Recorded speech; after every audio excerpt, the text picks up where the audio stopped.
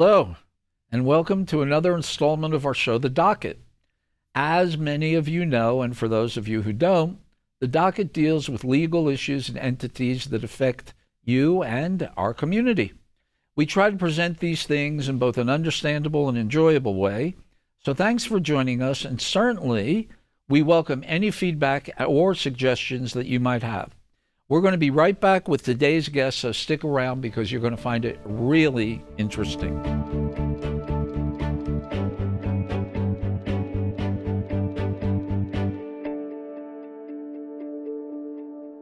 Welcome back, and let me introduce you to Judge Joe Stretz. As you can see, we do not use the same barber. I've known Joe for many, many years. He is the associate judge of El Paso County Probate Court number 1, and that is Judge Patricia Chu's court. Joe, so let me get a little background out so everybody will know who you are. First of all, you're a native El Pasoan, right? I am. I was born and raised. And where did you go to high school? I went to Coronado. After Coronado, what did you do? I went to University of Texas at Austin and got a degree in English. And after that, did you go directly to law school? I took 2 years off, worked as a legal assistant for a guy named John Calhoun. Is that right? Yeah. Here in town? Yeah. Okay. And then I went to law school at the University of New Mexico in Albuquerque. And decided to come back here and practice, is that right? Yeah, I worked for a year in Albuquerque for a big firm, and then I decided to come back. And between me and you, I know that your Spanish is pretty good. Where did you pick that up? So it was actually my first language when I was a kid. A lady from Chihuahua helped to raise me, and another lady from Durango. So I spoke a lot of Spanish as a child, and then I went to high school and tried to study it, and for some reason studying it in high school ruined my ability to conjugate verbs. I think I knew it naturally, but when I had to study it, it just totally messed me up. Right. And then I kind of didn't use it very much when I went to college and to law school. And when I came back, after living here for a few years, I met a young lady named Marlene Ramos, whose family is from Juarez. And I had to pick it up again because my mother-in-law, I married Marlene, and my mother-in-law doesn't speak a lick of English. And so we communicate in Spanish, and then I used it in the practice of law to communicate with lots of clients. And sometimes even now I use it to communicate with litigants and folks that appear before. Oh, that was kind of the point I wanted to make. I mean, because I know if somebody who appears in front of you requests a translator, they're not comfortable in English, that the court will provide a translator, but also, there are nuances, and you can pick up some of the nuances, and if you need some clarification, you're able to know that you need the clarification. So, yes. Okay. So now, actually, and you also, before I forget, you also not only are the associate judge up in Probate Court 1, but you you're the judge at the mental hearings periodically throughout the year. Is that correct? Right. So there's 3 of us that hear the cases. There's Judge Gamboa, Judge Chu, and myself. Okay. And each of us handle the cases for 2 months. And so the real reason I wanted you here today, and I asked you to come here today, you actually preside over a new type of court. Is that right? Yes. It's a program established with Emergence Health Network, our local mental health provider, the county attorney, and the probate courts. And it's called Assisted Outpatient Treatment. We refer to it as AOT. And the goal of AOT is to take people who have been in and out of the mental health system, been in and out of the different psychiatric hospitals, and try to keep them from ever going back into the system again. So the program's been in existence for 2.5 years. It's really run by a lady named Elizabeth Sosa with EHN. Now, when you say that, she's like the administrator for it. Yeah, she's the administrator. She evaluates the candidates to be allowed into the program or to be placed into the program. Well, let's just talk about that for a second. I don't know if you know this because if that's administrative, but what would be some of the requirements if somebody wanted to be in the program? What would be some of the requirements they would have to meet to be allowed in? So wanted is a good word because they have to want to participate in the program. There's a voluntary component. They have to have a mental health diagnosis. They have to have been in a mental health hospital. We typically take them directly from the hospital into our program. This is after you go through the process at the hospital. Right. So the doctors are ready to release them. And then they refer them to our program, and Elizabeth goes out and evaluates them.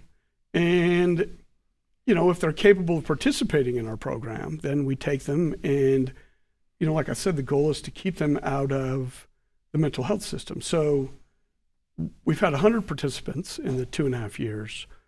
Presently, we have 54 who've graduated the program. Of those, 2 have gone back to a mental health hospital. So I think our numbers are pretty good. So, but explain what it means, would you, when you say, well, first of all, I want to go back and bring it back into the legal field. So you have hearings for these people? Yeah, they're typically informal. So normally when you're in the mental health system, you get committed to inpatient, which means you have to stay in the hospital until the doctor thinks you're okay to come out of the hospital. Once that occurs, then you typically get an outpatient commitment, which means that you have to satisfy certain criteria. You have to take your meds. You have to not have issues that would require you to come back into the hospital. And those people, the ones that we take into our program, are on an outpatient commitment for 90-day periods. So they're required to participate in the program for 90 days. Initially, we have a short hearing that's more formal with evidence and a court reporter, and the county attorney puts the evidence on about why they qualify for the program. And they have a lawyer who represents them. Her name is Daniela Chisholm. The participants do. As the ad litem. Right, and she's wonderful. Once they are committed to the program, they see me, it depends on what they're doing. Some people see me every 2 weeks. Some people see me every 30 days. Some people see me every 45 days. When they see you, what happens? We sit down and we have a conversation. So they come in and I'm wearing my robe. Nationally, the Assisted Outpatient Treatment programs call that the black robe effect. So you're having a conversation with a judge, kind of atypical for a lot of these folks. And it's a very informal conversation. We talk about how they're doing, how their medication is working for them, how they're progressing through the program. Have we been able to find them housing? Are they working on a job? Are they going back to school? Are they compliant with the medication? Are they compliant with the medication? That's huge. Are they seeing their caseworker twice a week for at least an hour? And is the medication provided by Emergence, rather? I think the short answer to that is yes. Most of our participants are on Medicaid. So they bill Medicaid, and Medicaid pays for it. Right, but they pick it up at Emergence. They pick it up at a pharmacy at Emergence. Okay. This informal part, are there any attorneys involved, or it's just you and the person? So there's a team. I think that the county attorney, primarily it's Michael Gomez, who handles most of the hearings at this point in time. He's always there. And then Daniela Chisholm is always there. And, we're there to help them work through issues. So a lot of them have criminal issues. And Daniela, who has some background in criminal law, typically contacts their defense attorney and lets them know that they're in the program, and then tries to coordinate that with the judge of whosever court they're in. And it kind of helps us keep them in the program, because typically when the other judges find out and they know that they're participating in this program and they're doing it voluntarily, they tend to hold off on the criminal charges being pursued until they've completed the program. And if they complete it successfully, we found that a lot of them get reduced charges, maybe time served. They're a little bit more lenient with them because chances are they're not going to wind up back in jail. Right. Okay. Right. So that's a big benefit of this program. Yeah. Huge. So you mentioned, before I interrupted you, and I apologize for that, you mentioned something about, I think you said 54 graduated? Yes. What do they have to do to graduate? So typically we like them to stay in the program for between 9 months to a year. So we want them to make it to that, for that amount of time. And then it kind of depends on, what their caseworker thinks, and what the psychiatrists who evaluate them every 90 days think. If they think that they're ready to go back into a less intrusive program with EHN, they with less oversight. They typically are transitioned into a less intrusive program, and then our hope is that they continue to make strides, continue to take their meds, and stay out of the mental health system. And the criminal system. Absolutely. Okay. Absolutely. And so far we've had 2 of the 54 that have graduated that didn't really make it. That didn't really make it. They had to go back in for mental health treatment. And at least one of them has come back to the program. So I love those numbers. Why would somebody not want to be in the program? A lot of folks just want to be free to do whatever it is that they do. They don't want to be monitored. They don't want the help. A lot of folks. And that's also, I guess, a function of mental health. Absolutely. Yeah. Absolutely. A lot of folks think that they don't have a mental illness. Right. And there's a term for that I always mispronounce, and don't ask me to spell it, but I think it's pronounced agnosia. Okay. And it's a component of their mental illness where they don't think they're mentally ill. Right. I think I might have that. Yeah, me too. Well, you may remember years ago, I was an ad litem down there, and I always thought that was one of the most interesting parts of my practice, being an ad litem for the people in the psychiatric center. And I always found that people who were treating them very, very caring. But it is amazing how people have these difficulties, these problems, and don't understand that they are mentally ill and are very irritated about being there. Absolutely. Absolutely. But so the other side of it is, though, if they don't go into your program, if they choose not to go into your program, then they're outpatient. They've been in the psychiatric center. They've spent their time there. The doctors now think that they should be outpatient, and that lasts for 90 days. Is that right? Yes. Typically. And so during that 90-day period, as long as they're compliant, at the end of it, they're under no supervision. Is that correct? A lot of them are consumers with Emergence Health Network, our local mental health provider. So they still get some supervision, but it's not nearly as intensive as our program is. Which results in the revolving door. Yeah, they either find themselves back in jail or they find themselves back at one of the local psychiatric hospitals. Okay. So what happens? Can you explain? They're back in jail. What does the jail do? Does the jail then contact the psychiatric center and said, one of your people back here and you need to come do something, or do they just stay in jail? What happens at that point? Typically, when they go to jail, they become part of the criminal justice system. Right. And so they're supposed to get treatment in jail. We've started to try to expand our program for people who are arrested on misdemeanors. And what we've found that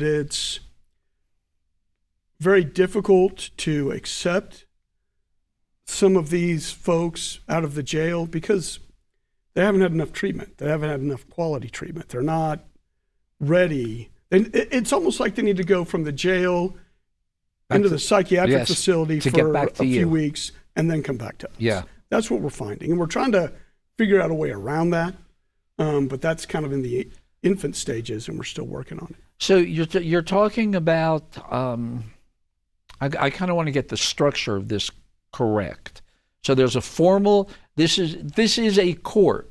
Yes. And tell me the name of it again. It's the Assisted Outpatient Treatment Court. It's a specialty court. Okay. Yeah, are you the judge of that, or are also Judge Gamboa and Judge Chu judges there also? No, I'm the only one that hears the cases. So there's a formal hearing. Are there, I mean, how does it happen? When does it happen? So it typically happens when the doctors at a psychiatric hospital are ready to release the patient into an outpatient commitment. And they'll refer the patient to the AOT program. And Elizabeth Sosa goes and evaluates them to see if they are a good candidate. And then she calls you. And then they're just put on the docket. And I see them. Sometimes the outpatient commitment occurs on the mental health docket in the psychiatric hospitals. In fact, that's kind of typical of what happens. And then I see them initially informally. So maybe a week afterwards, sometimes 2 weeks afterward. And we start a conversation and a dialogue. I tell them how important it is to meet with their caseworker twice a week for at least an hour. I tell them how important it is for them to stay on their medications. If their medications aren't working, I tell them that they're their own best advocate and they need to advocate with the psychiatrist, the nurse practitioner for maybe a change in medication.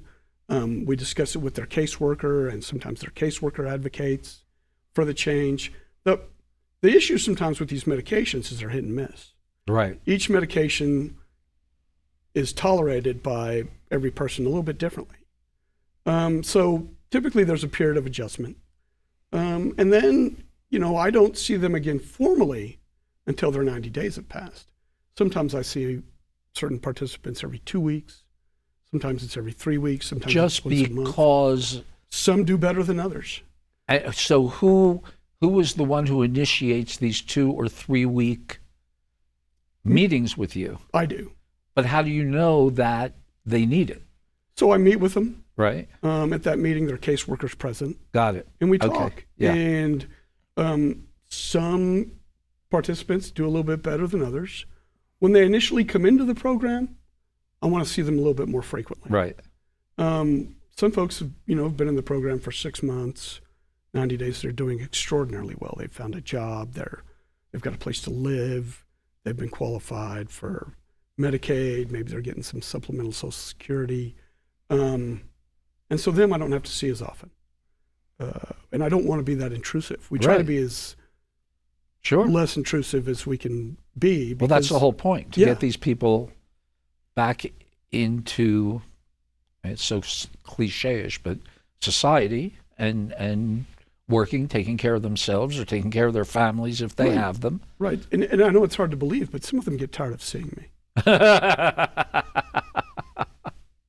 Well, I think it sounds like a great program. Is it statewide? It's nationwide, actually. El Paso's kind of come to the program a little bit late because we've only been doing it for 2.5 years. But there are some programs nationally that have been ongoing for, I think, in excess of 10, maybe 15. I know that San Antonio has a very vibrant program. Houston does. I'm pretty sure Dallas does. Not sure about Austin and some of the other communities, but it's got a pretty strong presence in Texas. And from what I understand, all of the programs are enormously successful. And even if they, quote, fail the first time, if I understood you correctly, they can come back in and try again. Oh yeah, absolutely. Our door's always open. We want to see them come back. Maybe we adjust the way that we handle them a little bit because we want that positive outcome. And when you're meeting with them, are you meeting with them in the courthouse, at emergence, or at the psychiatric center? So initially we were meeting with them at emergence. I kind of wanted to stay out of the courthouse because a lot of them have been to the courthouse and not had a good experience. Not good memories. Yeah, and I don't want to trigger anybody. Right. Recently, emergence, their elevator, we meet on the 3rd floor and their elevator's being repaired. So we've started to meet at the courthouse. Right. And some folks, if they feel like they're going to be triggered, we meet with them over Zoom or even over the telephone. Right. They can call in. And I just want to touch base with them and have that conversation so that they have a different experience with a judge who's rooting for them. Yeah. And really wants to see them succeed. Eventually, they're going to move the program out to a facility on Yarborough, and we'll go back to meeting at that EHN facility.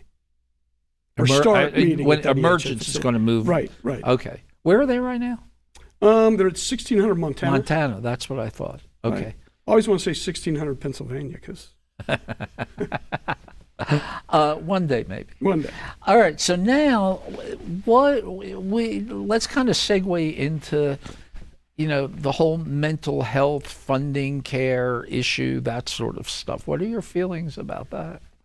So I've got pretty strong feelings about it. I don't think that we have enough long-term beds, and by that I mean a place where someone can stay for a year, or maybe even more than that.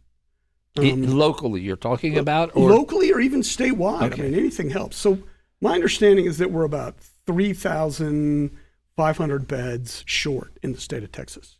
And I don't know how that was calculated. In my mind, I feel like we even have less, or we even have more of a need. We have these folks that we see them, it's almost like we see them every 30 days. And our local psychiatric facilities are for triage. They're for emergencies. Right. They're for stabilization. But some folks need more stabilization than that. There are some folks that have been at the psychiatric center for maybe a year, maybe 2 years. And it's not really set up for them. It's not set up for them. They need to be somewhere, and I envision in my mind, and it, may not be the case, but somewhere that's nice, somewhere where they can get exercise outdoors and, so they can flourish. Take a nice walk so they can flourish. But they're still being prompted every single day by someone to take their medication, to eat their meals, to shower, make their bed, just do the basic activities of daily living until they've found medication that works on a long-term basis, and they're able to come back into society and live a decent life. And there are a lot of people that disagree with me. Way back, we dealt with the mentally ill by warehousing them in these huge asylums. And then there was a shift to keep them in the community and let them live their lives in the community. And in my mind, while I think that's important, I think we shifted too far. And we still need, I hate to call them asylums, but we still need facilities where they can go for a while, because I think it's better for them to be somewhere where they're being cared for than living out on the street or continuing to, have mental health emergencies where they have to keep coming back in for this triage care at a local mental health hospital. Well, I happen to agree with you, but then we get into that whole issue about civil rights. Right. Somebody decides they want to live on the street and they don't want to go in a facility and so on. That is an issue. One of the most distressing things, and maybe I'm wrong, I'm going to say it anyway, that I find with mental health is generally, I don't know that it can be cured, but it can be treated. Oh, yeah. I don't know that. So some people go into remission, but I think that's few and far between. And by remission, I mean You they are get treated totally, yeah. and they don't have any more Right. health issues. Yeah, I mean, I think there's got to be a better way than what we're doing now. How many psychiatric facilities are in town? We have one, I call it a not-for-profit facility at the El Paso Psychiatric Center. And we have two for-profit facilities. One is UBH. One is UBH and the other one's Rio Vista. They're a newer facility. Where's Rio Vista? It's out on the west side. Let's see. You know where all the warehouses are? Kind of between Red Road and Trans Mountain. Yeah. So it's out in that area. Okay. And it's supposed to be a very nice facility. I think they care, but I think that when you're in the business for profit, that's what you're in the business for. Yeah. And when you're owned by shareholders, those shareholders expect growth. Maybe they expect a dividend. And, that means they have to treat their patients profitably. And when their insurance runs out, they don't get any more treatment. Right. If they don't have insurance, they don't get very much treatment. I think probably one of the next shows here is going to be somebody's going to call and say, I want to respond Absolutely. to that. But even so, the for-profit, are most of the people who are in the for-profit facilities, are they there voluntarily? Some. I mean, you can go to any facility and voluntarily commit yourself, provided they have a bed. But then you don't have to have, what I'm getting at is if they do that, then you don't have to have the hearing because they went in voluntarily. Right. But if they are in those for-profit facilities involuntarily, they still have to bring those individuals to you or to Judge Chu or Judge Gamboa, and they have to have a hearing. So it's not just the population of the El Paso Psychiatric Facility that has hearings and has an opportunity to get into your program. It's also people from these other facilities. Is that correct? It is, yes. Okay. And sometimes, if somebody has a mental health crisis, and maybe all of the facilities are full, they end up at a local emergency room at one of the local hospitals, and they stay there for a while until a bed becomes available at one of the facilities, and then they can be transferred. So it used to be, though, that the local hospitals, or at least Providence, I think, had a floor dedicated for mental health patients. Is that correct? Many years ago, I think it was on the first floor. Now Providence has a geriatric unit. Don't look at me like that. Well, you might be there eventually. So might I. That's very active and I think has good outcomes. But that's the only geriatric unit. So they specialize in folks who are much older, have dementia, or one of the different forms of dementia. And they seem to do really well with them. So Providence still has that, you think? Yeah, they do. But if it's someone who's younger, who doesn't fit the criteria for that hospital, and they end up at the Providence emergency room, quite often they end up at either the Psychiatric Center, UBH, or Rio Vista. What's the relationship between the Psychiatric Center and I guess it's UMC now? Is there? Because there used to be something between Thomason and the Psychiatric Center. I think there still is. So doctors that are employed by Texas Tech, the Texas Tech Medical School, right? They staff the El Paso Psychiatric Center. Oh, okay. And they also work at UMC. And then if you go there for treatment, like on an outpatient basis, say you just need to show up and see a psychiatrist once every 3 months for medication and maybe a little bit of talk therapy. You go to the psychiatric center, but you go down to the basement and you see a physician there. Got it. And most of those physicians are employed by Texas Tech as well. All right.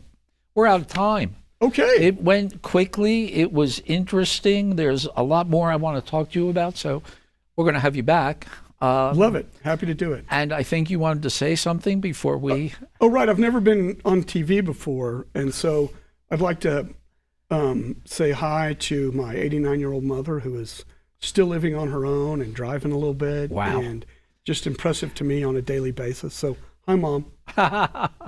And thank you for coming. What you've told me about it, I think it's pretty impressive that you have started this court and you're running it. So thanks for coming here.